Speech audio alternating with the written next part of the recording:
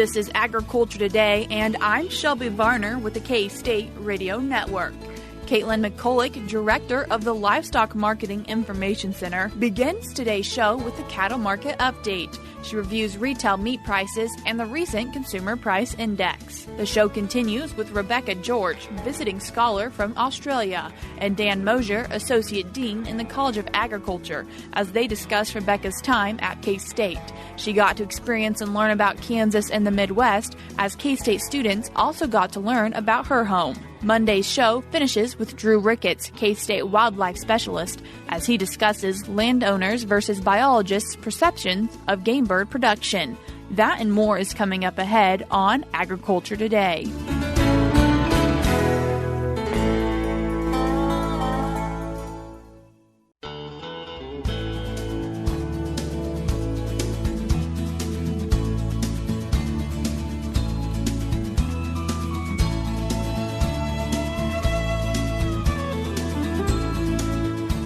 You're tuned in to Agriculture Today, and we start this week's programming as we usually do with our cattle market update. And to give us our update this week, we have Director of the Livestock Marketing Information Center, Katelyn McCullock. Katelyn, thank you for joining us today. Well, thank you for having me, Shelby.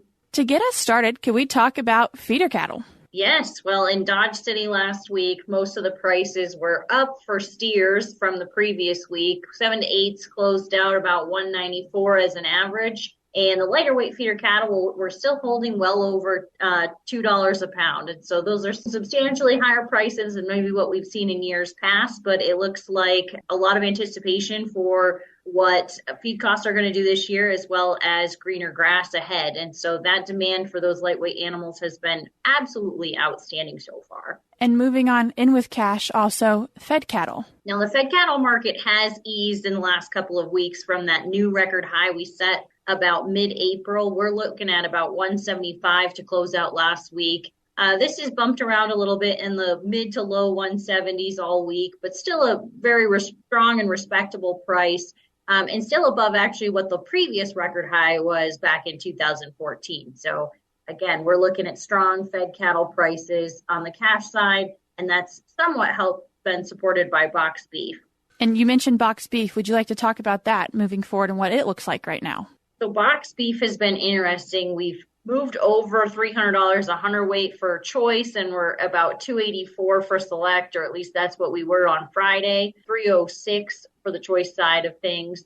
This is a very strong price for this time of year, and the $1 million question continues to be how much of that is getting passed on to the consumer, as well as how much are they willing to pay when it does get passed on. But so far, it looks like we've set in a top for box beef, at least for this part of the year, but usually we see a second peak there in the summer as grilling season really takes off. Now, because this peak is very high, it'll be interesting to see if we see as much of a gain in the summer as we typically see. I'm guessing that peak will still happen. It might just not be as a percentage-wise as big of a difference as we normally see. So very optimistic on the beef side of it. And Katelyn, last week when we had Glenn on, he did mention that with grilling season coming and, we have Father's Day and Memorial Day and the 4th of July, that is expected to hopefully benefit the cattle markets. All of those items normally do support beef in particular, there tend to be beef heavy holidays in terms of grilling and weather-wise. And so it's definitely a time of year where we can be optimistic about beef demand. And Katelyn, as people are breaking out their grills and hopefully getting to eat some tasty meat, can we also talk about the futures market? Yeah, so cattle producers, as they're breaking out their grills, might also be trying to pencil in what to expect in the future. And the futures market has been climbing fairly steadily over the last couple of weeks. It did take off a little bit of value as we saw those fed cattle prices come down, but last week ended the week rather strong across the fed cattle side of things. Most of the 2023 contracts were up over $1.50 at the close of Friday. And so you're looking at prices in the mid 160s for June and August, and a little bit higher there in October and December. Now, I wouldn't be surprised to see those prices move a little bit higher as we move into a tighter feeder cattle situation due to cattle on feed numbers shrinking. And on the feeder cattle side, the futures market also ended the week very strongly, up over $150 for most of the contracts in 2023. And those prices now are well over $200 a hundredweight on the board out through, all the contracts through 2024. And so those prices are very optimistic, and there is reason to be so. We had a March prospective plantings that showed we were going to have more corn, which should mean lower feed prices overall, which is going to allow those feeder prices to continue to creep up. So lots of optimism built into the futures market, and right now I think it's justified. And so that's a nice place to be for cattle producers. Katelyn, when we talked about the feeder cattle, the fed cattle, box beef, and the futures, you mentioned they're all strong. So looking at cattle markets in a little bit of a positive light right now? We certainly are. The caveat, as always, is going to be this beef demand and what consumers are feeling. And one nice thing is that we get that data pretty much every month for what retail prices look at. And the question is, as we're talking about inflation and people feeling maybe a little bit of financial pressure from all the other pricing, do they continue to put dollars towards beef? And the answer has been, at least thus far, yes, that they have continued to buy beef and buy beef at a very steady volume. And that's not the same experience that all meat products have had. Pork in particular has seen a little bit of weakness here early in 2023, and their prices are well below a year ago. And beef is really experiencing the opposite. We've continued to see great demand for beef and supported both live and box beef prices. And then at the retail level, at least in April, we saw another uptick here in the retail price. So you're sitting at an aggregate, so across all meat cuts and meat qualities, about a $7.35 a pound retail aggregate price. Now that's a little bit lower than the record high, which was set back in early January 2022 of $7.54, but we're very close to kind of a record high retail price for beef. And that's pretty interesting. That to me says that this demand picture continues to look strong. One thing we're watching for is, do we see that retailers have to reduce that price in order to get consumers to continue to buy? But so far, that answer looks like no. Not yet anyway. Hopefully staying good. And you did mention that we are really close to what the record used to be. So that sounds like good news for cattle producers there. And talking also, this past week, the CPI numbers came out. So the CPI stands for the Consumer Price Index, and that's a tool that economists such as me use to gauge, what is kind of an average level of price increases or decreases happening over time. So this is one of the numbers the Federal Reserve is looking at when they decide how to raise interest rates or if they're going to raise interest rates.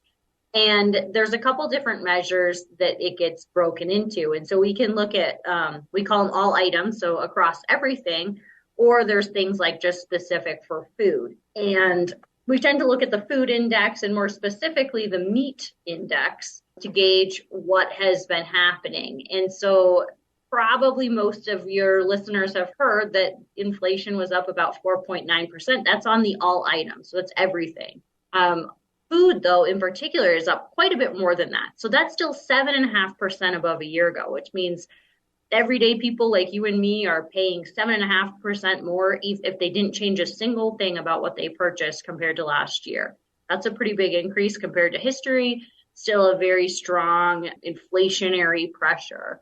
They also can break this out into different food and beverage categories, which I always think is interesting. So the meat index, which looks at largely red meat, beef and pork primarily, actually didn't increase at all. So under 0.5% change in terms of that. And so even though beef went up, there were some adjustments on the pork side. And so generally speaking, in the month of April, meat prices are relatively the same as last year. And so consumers are not necessarily feeling that pressure directly there.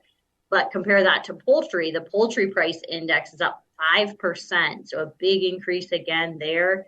And that's across, again, any type of chicken or turkey item that's going to be in there. Dairy, another big one, which sometimes when we have a little bit of belt tightening, if you will, financially, cheese is sometimes an alternative for meat products.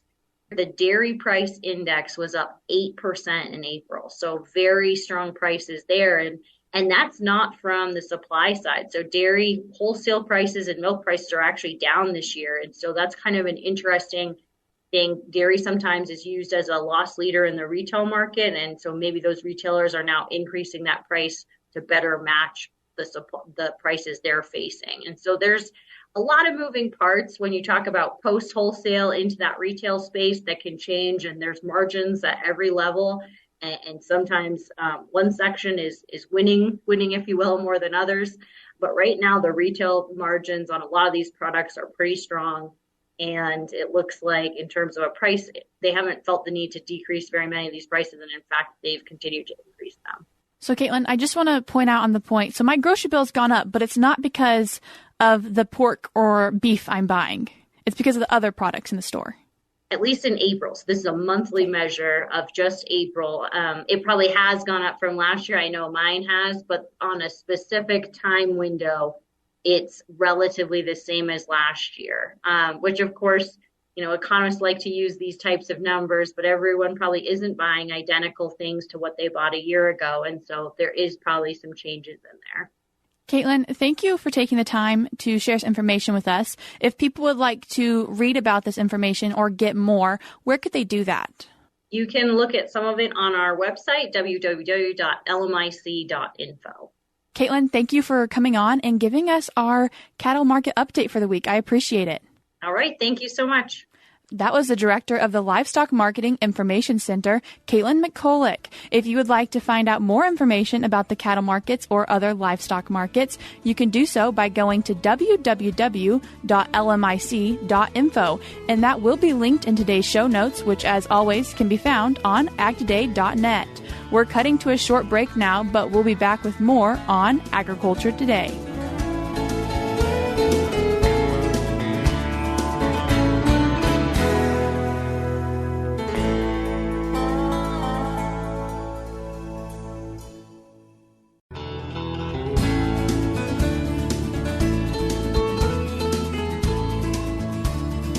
Welcome back to Agriculture Today, and we are now joined by a visiting scholar from Australia, Rebecca George, and the Associate Dean in the College of Agriculture, Dan Moser. Rebecca, Dan, thank you both so much for taking the time to join us today. Thank you. Happy to be here. Rebecca, I said you're from Australia, and you're at Kansas and at Kansas State University. Why are you here? Yes, so I am here through a scholarship that's organised and funded through the Angus Australia Breed Society. They have a really great youth program that offers a really wide range of scholarships, and this is one I had my eye on for quite a while since I was younger. So I was fortunate enough to be awarded this one at the end of 2019. Had to push it back a few years because of COVID, but I'm finally here to do my spring semester at K-State. So the break was worth it, the time you couldn't come. It was worth wait till Kansas State University? It was definitely worth the wait. Fantastic. Now, Dan, I think this program has a pretty cool history of how it ended up at Kansas State University. Would you like to touch on that? Yeah, actually. So this program, and Angus Australia has a number of these overseas experiences that are sponsored for young people growing up in agriculture in Australia. This program actually started in Michigan State, at Michigan State University back in '83. And it was actually my father-in-law that was over there. He was a professor at Michigan State University, and while he was over there visiting and judging some livestock shows, they came up with this idea of this student exchange. And so they started bringing students to Michigan State for a semester in the 80s. And when my father-in-law, Dr. Hawkins, retired in 2013, they were looking to sort of continue the program, but there wasn't any obvious person there at Michigan State to take it over. And so I volunteered to bring it to K-State. And so we had the first Angus Scholar come to K-State in 2013, and that continued on. I actually left K-State for a while, and Dr. Dave Nichols coordinated it for a number of years. And then I came back in 2020 and sort of resumed managing the program after that. And Rebecca, I've met with you a few times, and Dan, I've met with you, and it's really just a pretty cool program and can do a lot of cool things. And I know you guys have gone on a few different trips together to do things. What have those trips been, and what have you learned? Yeah, so we got to go out to Green Gardens Angus for their bull sale, which I really enjoyed. I work quite closely with my parents at home on our farm with our beef production and especially buying our bulls. So I was really keen to get out to a sale and have a look through the numbers and shift through the pens as well. So we had a lot of fun out there. I've also, what else have we done? We've been, I enjoyed the rodeo. We don't have any high school or college level sort of rodeo athletes at home. So that was a really, really fun experience to get around. Actually, and of course this will be when this comes out later, but as of we're taping tomorrow, we are going to the American Angus Association headquarters in St. Joseph, Missouri. And so going over there, and of course I used to work there for a period of time, but Rebecca's going to meet with the staff and learn about the beef business in the United States from that perspective, learn about the association, all their activities, commercial programs, media, that sort of thing. So that's another trip that we have scheduled for tomorrow. So some professional learning has taken place, but I've also heard that you have a friend that you go around and have tried different things across Kansas, but then also the Midwest. What have some of those experiences been? Yes, so everyone has been incredibly welcoming, and I've been super lucky to be able to travel around and see a bit more. When I first came over to the States, I stopped in at Denver for the stock show there, had some friends from Australia that were also at the stock show, so it was good to visit with them. Over spring break, I was able to go up to Nebraska and visit a family friend from home. Her sister lives in Nebraska, so I spent spring break there, and I was able to go to a feedlot, see their family farm production and their cattle, tour a vet clinic. We did some really fun things, and it's been really great to be able to see a bit more of rural America, sort of the other side of the coin as to where I'm from Australia. And Dan, she's gone a lot of different places, and she's not your first Australian scholar here. But what has been one of your favorite experiences as watching people come to Kansas State University and experience Kansas? Well, I really thought that her experience with the weather when she got here, of course, coming from the Southern Hemisphere, right into Kansas in January. And that had been true for our previous Australian scholars as well. We try to warn them to either acquire a heavy coat either before they leave or when they get here, but it is a bit of a shock, and Rebecca took it like a champion, but I could tell that she was ready for warmer weather, and I think she's appreciating that now. But it is fun to I think one of the things that I really appreciate about the program is the opportunity for K-State students to interact with someone through Rebecca's classes and through living at Alpha of Clovia. She's been able to really teach a lot of our K-State students about her background, about agriculture in another part of the world, and hopefully build connections there. And so I think helping our K-State students really understand the global society in which our food system exists is really one of the highlights of the program. And take a little quick step back. You are here auditing classes. You're not actually taking them, and you have completed college over in Australia. What has it been like seeing education from Kansas State University, and what were your degrees? Yes, so back at home in Australia, I graduated with a double degree of Bachelor of Agriculture and a Bachelor of Business. I majored in International Business, and I got that through the University of New England. I really loved my time at university at home, so I was excited to see what it's like over here in the States. And I've really loved my time here at K-State. The campus is gorgeous. Manhattan reminds me a lot of Armidale, the college town that UNE is based in. And it's just been really fun to sort of see the similarities and the differences to sort of how our university education goes. I think you guys have a bit more homework than we might, but it's been really fun, and everyone in my classes have been very curious and asking me as many questions as I'm asking them, which has been a lot of fun. And from both of your perspectives, what's the one thing that you hope to take back to Australia, which you're going to do some traveling before that, which we'll talk about here shortly? And Dan, what are some things you continue to learn from your students who come over? I think my biggest takeaway is definitely, like, on the sort of a university scale, is how specific the units you guys are. We don't have units that are as specific, just focused on beef production at home. So I was really grateful to be able to really get into the specifics of different things. Nutrition, I did quite a few nutrition units, which I really enjoy. So I'm definitely going to take that away, and I will probably encourage a lot of other young people in the beef industry to look over this way for if they want to get down into a really nitty-gritty sort of specifics in the beef industry, to sort of look this way, because there's just a lot more opportunities subject-wise. Yeah, I think for me that it is about the connections long-term to work with students like Rebecca and know that 5 or 10 years down the road, I might be in Australia with a group of students and will want to reach out to her and some of the other students that have been part of the program and think about, again, giving our students that really global perspective about our food system, about the impact of climate change.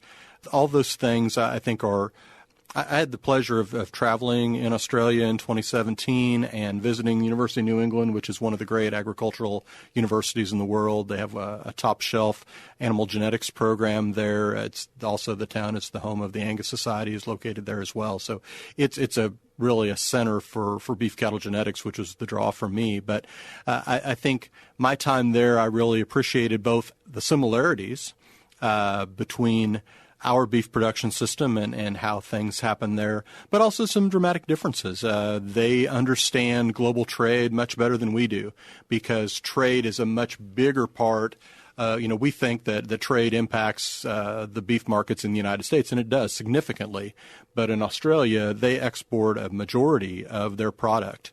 That's a little bit different than what we do here. And so I think understanding the importance of the global food network, I think, is really important for me personally, and I think important for our students. And Rebecca, unfortunately, when this does come out, you will already be on to your next adventure. What are you sad to leave behind? Definitely the people that I have met. One of probably the bittersweet things about traveling is meeting so many great people, forming connections, and then you move on to the next thing. And that's always a bit sad, but I know I've got friends for life and people I can always come back and visit and people that will want to come visit me in Australia. So excited for what's next, but that's always the sad part to leave behind. And I think we could call you a world traveler. What's been your travel before getting here, and then where are you going after? Yes, so before I came to the States, this is my first time here in the States. I'd done a little bit of travel. The US is my 25th country that I visited, a lot in Europe, China and Vietnam, and I've been to Argentina and Uruguay in South America, as well as some islands in the Pacific. So after here, I'm going to Canada when I leave the States in a couple of weeks, and then I'll be going on to the UK and Europe for about 6 weeks. Exciting times. If someone's thinking about traveling, what piece of advice would you give them? Go for it. It's so scary to take the leap and organise it and book the ticket, but every time that I've done it, I've never regretted it. And I'm always scared. You're always going to be scared, but it's worth it every single time. Rebecca, Dan, thank you both so much for coming in and sharing a little bit about this program. I appreciate it. Thank you. Thank you. That was visiting scholar from Australia, Rebecca George, and Associate Dean in the College of Agriculture, Dan Moser. We're cutting to a short break now, but we will be back with more ahead on Agriculture Today.